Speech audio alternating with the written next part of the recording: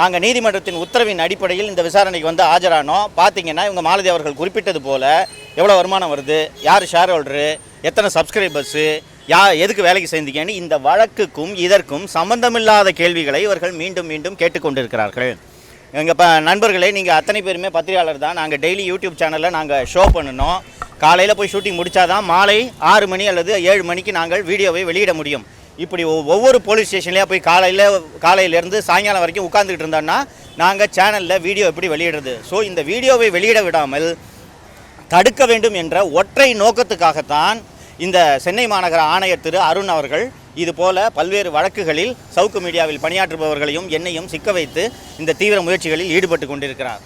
கடந்த 1 ஆண்டு காலமாகவே திரு அருண் அவர்கள் இந்த சவுக்கு மீடியாவை முடக்க வேண்டும் என்பதற்காக 24 மணி நேரமும் இதை பற்றியே சிந்தித்து கொண்டிருக்கிறார். கிட்டத்தட்ட முழுக்க அருண் ஒரு மனநோயாளியாகவே மாறிவிட்டார்.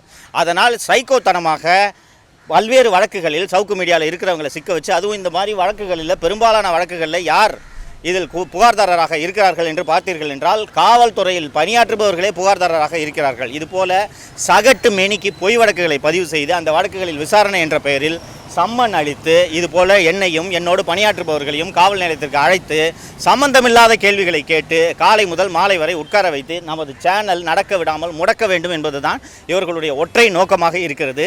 சவுக்கு மீடியா சந்தித்து வரக்கூடிய நெருக்கடிகளை, குறிப்பாக இந்த சைக்கோ அருணால் சவுக்கு மீடியா சந்தித்து வரக்கூடிய நெருக்கடிகளை பற்றி தொடர்ந்து நான் பதிவு செய்து கொண்டிருக்கிறேன், பேசிக் கொண்டிருக்கிறேன். ஆனால் இந்த பொம்மை முதல்வர் இதையும் வேடிக்கை பார்த்து கொண்டு இந்த சைக்கோ அதிகாரி அருண் மீது கூட நடவடிக்கை எடுக்க அருகதை இல்லாத ஒரு முதல்வராகத்தான் தமிழக முதல்வர் இருந்து கொண்டிருக்கிறார். மக்கள் பார்த்து கொண்டிருக்கிறார்கள். உரிய தண்டனையை இவர்களுக்கு அளிப்பார்கள்.